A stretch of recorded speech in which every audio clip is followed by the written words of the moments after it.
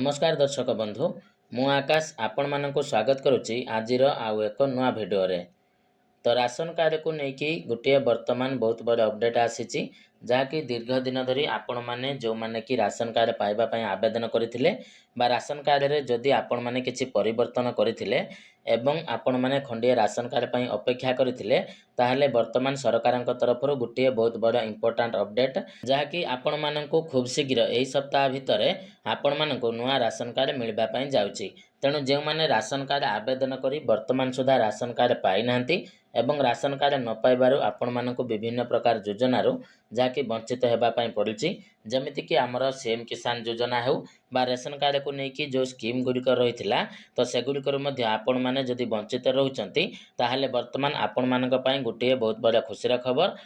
तो कौन रही से अपडेट एवं केबे और केमिति आपण माने राशन कार्ड पाइबे तो से नहीं सरकार तरफ कौन नोटिस आसी आसतु आज भिडियो रे से विषय संपूर्ण डिटेल्स रे जानिबा। तेणु ता पूर्व जदि चैनल टी को प्रथम थर विजिट करुचंती ताले भिडियो टी को लाइक करिवे एवं चैनल टी को सब्सक्राइब करबा सहित पाखर थिबा बेल आइकन टी को क्लिक करी ऑल रे सेट करदेबे। तो आपण माने जानिचंती जे पूर्व सरकार समय रे जो माने भी आमर राशन कार्ड पाइबा पई ऑनलाइन रे आवेदन करथिले बा आपण माने जदि पूर्वरु खंडिया राशन कार्ड पाइबा पई ब्लॉक किंबा जेकोसी सर्वे हो बा आपण मानकर ग्रीभ्यांस देथिले ताहले वर्तमान आपण मानको राशन कार्ड मिलबा पई जाउची एनै जहाँकि फूड ओडिशा तरफ आज ऑफिशियल नोटिफिकेशन मध्ये आसी जाइची एवं ता सहित आपण मानको केबे राशन कार्ड मिलिबो से विषय रे मध्ये डिटेल्स मु आपण मानको बतै देबी। तो एठी आपण माने देखि पारुथिबे जहाँकि food supply and consumer welfare department government of Odisha तरफ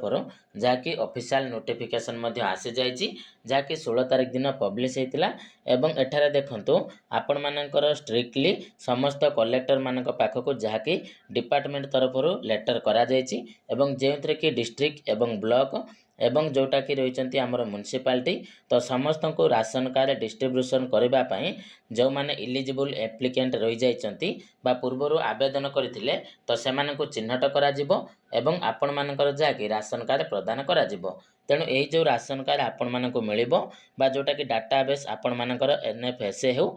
बा एसएफएस डाटाबेस अनुसार आमर जो माने वीडियो रही से माने जाकि आपण मानको कार्ड डिस्ट्रीब्यूशन करेंगे एवं ये कार्ड डिस्ट्रीब्यूशन कार्यक्रम जहाँकि देखंतु 20 तारिख पूर्व जहाँकि कार्ड ऑलरेडी हो सारी एवं ये कार्ड टी को बेनिफिशियरी मानक बंटा जिवो। तो से कार्ड टी को बांटिबा पई आमर जो माने रही एमएलए बा पार्लियामेंट रे एमपी हंतु किंबा जेकोसी कलेक्टर द्वारा प्रत्येक ब्लॉक रे जहाँकि कार्ड बंटन करा जिवो। एवं देखंतु वर्तमान जो नुआ रेशन कार्ड आसीबा पई जाउची तो यहाँ टिके नुआ टाइप रे रहिबो। तो तार देखंतु डिटेल्स पूरा आसी जाइची जे केउ आधार रे कार्ड तैयारी करा जिवो एवं केउ कलर रे करा जिवो एनै मध्ये डिटेल्स आपण माने एठी देखि पारुथिबे बा जेउ मानकर ऑलरेडी पूर्वरु आवेदन हेतिला तो वर्तमान से माननको जाकि देखंतु एठारे पूरा क्लियरली मेंशन अछि जे 22 तारिख पूर्वरु माने जो माने भी रहिचंती बेनिफिशियरी तो सेमाननको चिन्हट ऑलरेडी करा जाय सारिची एवं 22 तारिख परे माने एई सप्ताह भितर आपण माननको नुआ राशन कार्ड मिलबा पई जाउची। तेणु राशन कार्ड मिलबा पई जो माने भी आवेदन करिसंती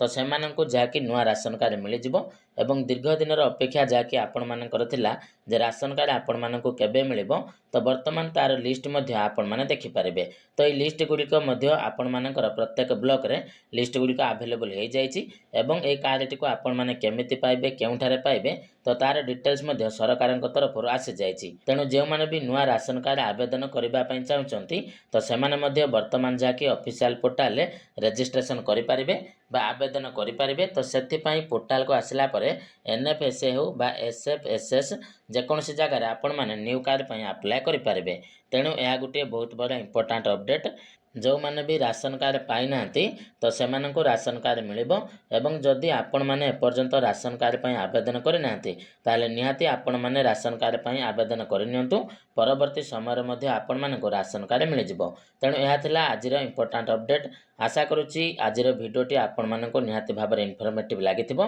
तो जदि भिडियोटी भलो लागिची ताले चैनल टी को निहाती भाबरे सब्सक्राइब करिवे एवं आपण माने केउ केउ डिस्ट्रिक्ट रु भिडियो देखुचंती निहाती कमेंट सेक्शन रे जणाइबे। धन्यवाद।